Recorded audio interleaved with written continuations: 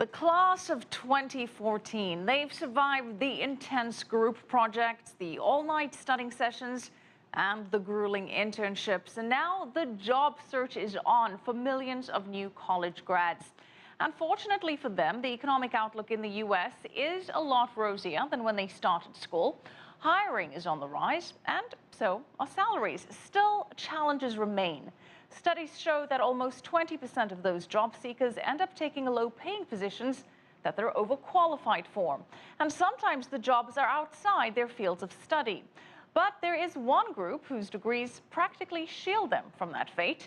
CCTV Mark New joins us with more on those graduates with math, science, and business credentials. Thanks.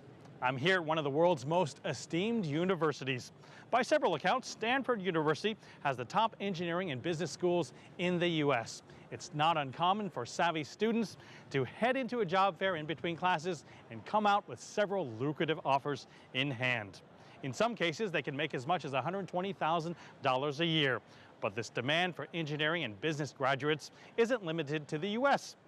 A new report shows more than 80% of Asia-based companies are looking to hire an MBA. But even with those coveted degrees in hand, some job seekers are taking their job search beyond the Fortune 500. They found a quicker way to the top through a little-known form of investment called search funds. Tucked away in a small office in a medical building, Harvard MBA graduate Alex Livingston works as a searcher. Good morning, this is Alex Livingston from Redwood Management Partners. How's it going? Livingston is looking for a business willing to be bought out so that he can run it. I admire entrepreneurs that start their own company and can build something out of nothing, but that's an incredibly risky proposition. We think that purchasing a business that has existing customers, is historically profitable, but may just need extra management or a new leadership to take over the company to the next level is a less risky proposition. Searchers typically look for businesses that generate between $5 to $30 million a year. For 2 years, the searcher receives a below-market salary and operational costs from a search fund. Investors in a search fund, like Rich Kelly, put in about $40,000, which buys him an option to invest in any deal the searcher finds. It is absolutely astonishing to me how we've interviewed over 250 prospective searchers over the 10 years we've been doing this. And there haven't been 4 or 5 out of that group that you would just reject out of hand as not the right fit. Everyone else somehow self-selects for this model which says, all I want to do is run a business. Search Fund Partners has invested in around 40 companies that have been found by searchers, with about 3/4 of them having turned out to be a success. The Stanford Graduate School of Business found that through 2011, search funds as a whole averaged an 11 times return on investment and an internal rate of return of 34% a year. This may be hard to believe, but no place knows more about the search fund than Stanford, where inside is the godfather of the search fund. Irving Grousbeck shaped the idea of the search fund 30 years ago when 2 of his students told him a wealthy friend of theirs wanted to pay them to find a company for him to buy.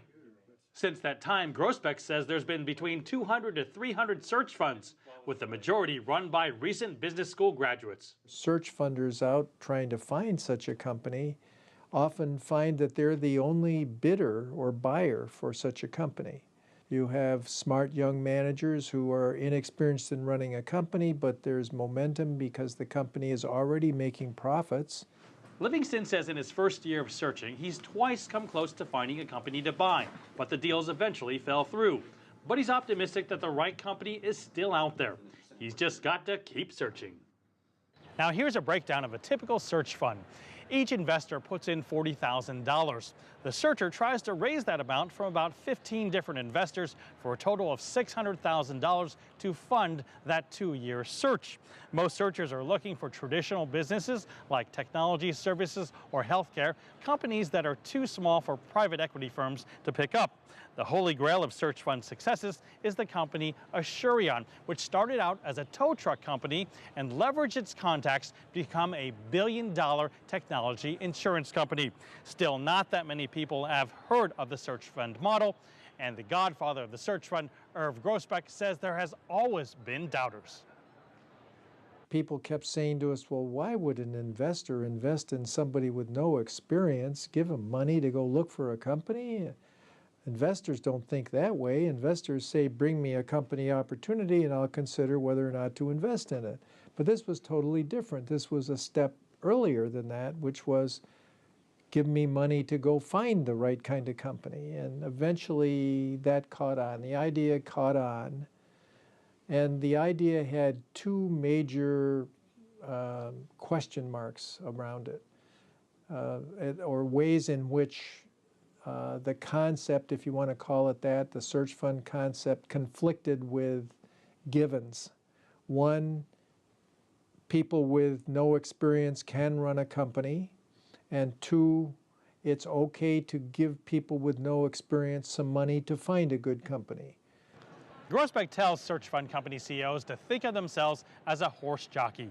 Your job is to guide the horse around the track and not bump into the railings. Just keep doing what the prior management did for a year or two until you're comfortable with the leadership role. Then you can start making changes. That's advice from the godfather of the search fund.